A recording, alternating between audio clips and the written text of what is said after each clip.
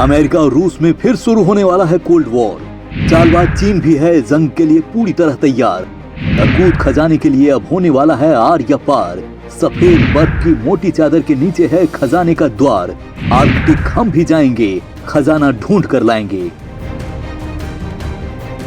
दोस्तों, अभी यूक्रेन और रूस के जंग की आग ठंडी भी नहीं पड़ी है कि एक और महाविनाशक युद्ध की आहट सुनाई देने लगी है। ये युद्ध कोई ऐसा वैसा युद्ध नहीं होगा, ये युद्ध सालों चलेगा। दुनिया की महाशक्तियां इसमें टकराएंगी और ये सब होगा उस अकूत खजाने को लेकर जिस पर इस वक्त दुनिया भर की निगाहें टिकी है। जी हाँ दोस्तों, सही सुन रहे हैं, अकूत खजाना या यूं कहें खजानों का भंडार। आपको यकीन नहीं हो रहा होगा लेकिन ये सच है। इस खजाने के बारे में जब आप सुनेंगे तो आपके होश उड़ जाएंगे, आपके पैरों तले जमीन खिसक जाएगी। आप ये सोचने पर मजबूर हो जाएंगे कि अगर इतनी बड़ी रकम भारत को मिल जाए तो हमारी तकदीर बदल जाएगी, हम फिर से सोने की चिड़िया कहलाएंगे। दोस्तों, दरअसल इस पूरे खजाने की अनुमानित राशि $35 ट्रिलियन आंकी जा रही है, जो किसी का भी दिमाग खराब कर सकता है, उसकी नीयत बिगाड़ सकती है। लिहाजा अब रूस, अमेरिका और चीन इसे लेकर अपना अपना दावा ठोकने लगे हैं। एक दूसरे को ये बताने लगे हैं कि इस खजाने पर उनका हक है। बस यही दावा युद्ध का कारण बन रहा है, क्योंकि तीनों ये चाह रहे हैं कि खजाने पर केवल उनका कब्जा हो और दुनिया के बाकी देशों को वो इस खजाने से महरूम रखें। इन देशों की यही जिद युद्ध को दावत दे रही है। दोस्तों, अब आप सोच रहे होंगे कि आखिर ये कौन सा खजाना है जिसका मैं आपसे जिक्र कर रहा हूँ। आखिर इस खजाने में ऐसा क्या है जिसके मिल जाने से किसी देश की सूरत और सीरत दोनों बदल जाएगी। और सबसे बड़ी बात, ये खजाना कहाँ छिपा है। इन सारे सवालों के जवाब जानने के लिए आपको मेरे साथ बने रहना होगा और ये वीडियो देखना होगा। तो चलिए शुरू करते हैं।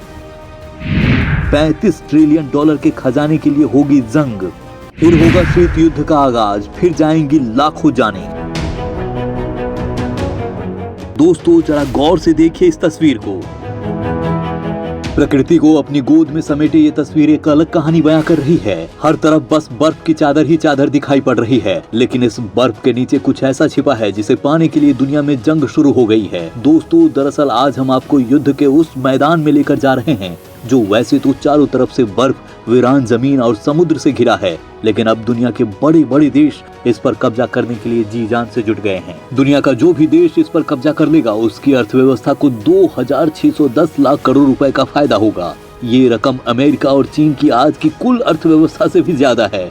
शायद इसीलिए इसे लेकर जंग शुरू हो गई है। दोस्तों, यह अकूत खजाना कहाँ छिपा है? वो जगह है उत्तरी ध्रुव यानी नॉर्थ पोल पर मौजूद आर्कटिक सर्किल। साल के ज्यादातर समय बर्फ से घिरे रहने वाले आर्कटिक पर रूस समेत करीब 8 देश अपना दावा करते हैं, लेकिन रूस अपने दावे को मजबूत करने के लिए सबसे ज्यादा जोर लगा रहा है। इसका कारण भी है। दरअसल आर्कटिक में रूस का मिलिट्री बेस है और इसमें एक साथ 150 सैनिक रह सकते हैं। इसमें रडार की सुविधा भी है। यहाँ एक एयरफील्ड भी है जिस पर किसी भी विमान को उतारा जा सकता है।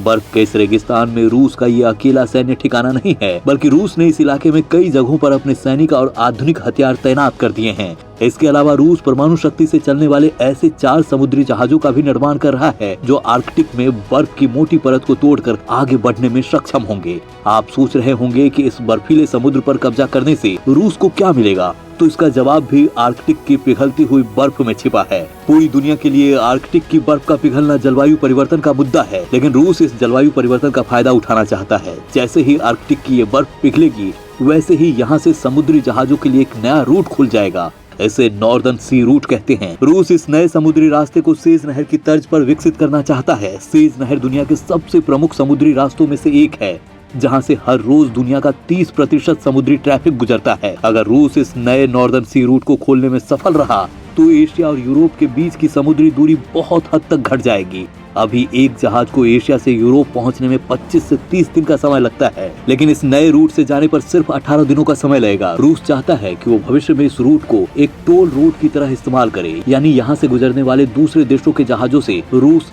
शुल्क वसूलेगा। लेकिन बात सिर्फ इतना ही नहीं है। दरअसल आर्कटिक के समुद्र में $35 ट्रिलियन यानी 2610 लाख करोड़ रुपए का खजाना छिपा है और इस खजाने की कीमत अमेरिका की $21 ट्रिलियन और चीन की $15 ट्रिलियन की अर्थव्यवस्था से भी ज्यादा है। ये खजाना है पेट्रोलियम, नेचुरल गैस, मिनरल्स यानी खनिज पदार्थ, कीमती पत्थर और सोना। ये भंडार इतना बड़ा है कि इसका इस्तेमाल सैकड़ों वर्षों तक हो सकता है। माना जाता है कि आर्कटिक में दुनिया का अब तक नहीं खोजा गया 16% तेल और 30% गैस है जो समुद्र के नीचे दबा है। इसके अलावा आर्कटिक इलाके में कई मेटल जैसे निकेल, प्लेटिनियम, रेयर अर्थ छिपे हुए हैं। खजाना बड़ा है, लिहाजा इस खजाने के दावेदार भी कई हैं। और उसका कारण ये है कि आर्कटिक की सीमाएं कई देशों से मिलती है, लेकिन रूस अपनी सैन्य ताकत के दम पर इस इलाके पर अपना कब्जा मजबूत करना चाहता है। इसके लिए वो इस इलाके में हर तरीके के हथियार का परीक्षण कर चुका है। इसमें बैलिस्टिक मिसाइलों से लेकर न्यूक्लियर टॉर्पीडोज और ऐसी हाइपरसोनिक मिसाइलें भी शामिल है जो ध्वनि की गति से भी ज्यादा रफ्तार से उड़ सकती है। दोस्तों, इस इलाके पर अपना दावा मजबूत करने के लिए रूस ने आर्कटिक के समुद्र की सतह पर टाइटेनियम से बना अपने देश का एक झंडा भी लगा दिया है। रूस ये सब इसी खजाने को हासिल करने के लिए कर रहा है। लेकिन सिर्फ रूस ही इस इलाके का सबसे बड़ा खिलाड़ी नहीं है, बल्कि अमेरिका और चीन की नजरें भी इस इलाके पर है। अमेरिका के विदेश मंत्रालय ने एक बयान जारी करके कहा है कि आर्कटिक क्षेत्र जो एक शांत, स्थिर, समृद्ध और सहयोगी इलाका रहा है, अमेरिका के लिए बेहद अहम रणनीतिक महत्व रखता है। आर्कटिक क्षेत्र के 8 देशों में शामिल होने के नाते अमेरिका इस इलाके में अपने राष्ट्रीय आर्थिक हितों की सुरक्षा करने के लिए जलवायु परिवर्तन से निपटने, सतत विकास, निवेश को बढ़ावा देने और आर्कटिक क्षेत्र के देशों के बीच सहयोग को बढ़ावा देने के लिए प्रतिबद्ध है। दोस्तों, रूस की तैयारी को देखते हुए ही अमेरिका ने भी सैन्य तैयारी शुरू कर दी है। अमेरिका अपने अलास्का राज्य से कनाडा,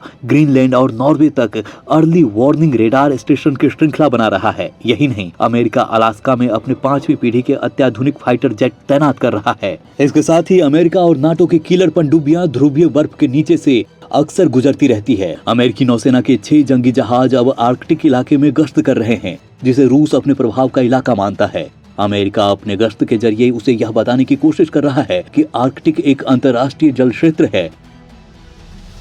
दोस्तों, अब हैरानी की बात यह है कि अमेरिका तो उन 8 देशों में शामिल है जिनकी सीमाएं आर्कटिक सर्किल से मिलती है, लेकिन चीन के साथ ऐसा नहीं है। फिर भी वो खुद को इस इलाके के एक दावेदार के रूप में स्थापित करना चाहता है। दोस्तों, जैसा कि हमने आपको बताया, आर्कटिक में मौजूद प्राकृतिक खजाने की कीमत चीन की मौजूदा अर्थव्यवस्था से भी 2 गुनी है। चीन न सिर्फ आर्कटिक में बल्कि इसके आसपास मौजूद देशों में भी भारी पैमाने पर निवेश कर रहा है। दोस्तों, चीन आर्कटिक को अंतर्राष्ट्रीय महत्व का क्षेत्र मानता है, जो केवल आर्कटिक के पड़ोसियों के लिए संरक्षित नहीं है। चीन ने अपनी पकड़ को तेज करने के लिए बर्फीले पानी में शोध करने में सक्षम जहाज बनाए हैं। चीन ने आर्कटिक इलाके में अपने 10 वैज्ञानिक शोध मिशन भेजे हैं। माना जा रहा है कि चीन अब परमाणु ऊर्जा से चलने वाले आइस ब्रेकर बना रहा है। यही नहीं, चीन अपने महत्वाकांक्षी बेल्ट एंड रोज परियोजना से भी आर्कटिक को जोड़ रहा है। चीन स्वीडन आदि देशों को बंदरगाह खरीदने का ऑफर दे रहा है। दूसरी तरफ अमेरिका है, जिसका अलास्का राज्य आर्कटिक महासागर को छूता है। अलास्का आकार के हिसाब से अमेरिका का सबसे बड़ा राज्य है। दिलचस्प बात यह है कि ये राज्य कभी रूस का हिस्सा हुआ करता था, लेकिन 1867 में रूस ने अलास्का को सिर्फ 54 करोड़ रुपए में अमेरिका को बेच दिया था। और आज इसी अलास्का के रास्ते अमेरिका आर्कटिक में अपनी पकड़ मजबूत करना चाहता है। लिहाजा दुनिया के तमाम बड़े देशों ने इस ठंडे और वीरान इलाके पर कब्जा करने के लिए एक नए शीत युद्ध की शुरुआत कर दी है। और इन सब की वजह है आर्कटिक की बर्फ के नीचे दबा खजाना।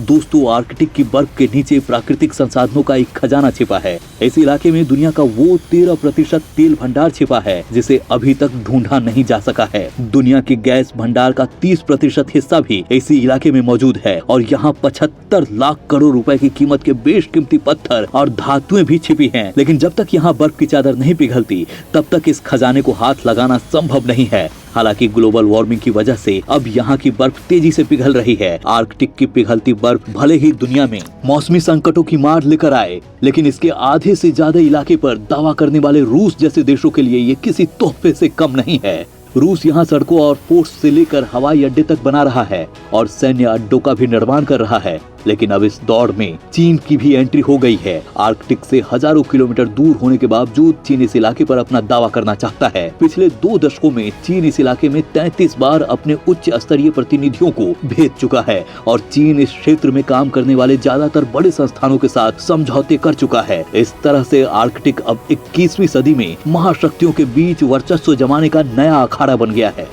हालांकि यहाँ फैली अपार बर्फ की चादर से तेल और गैस का खजाना निकालना किसी भी देश के लिए आसान नहीं होगा।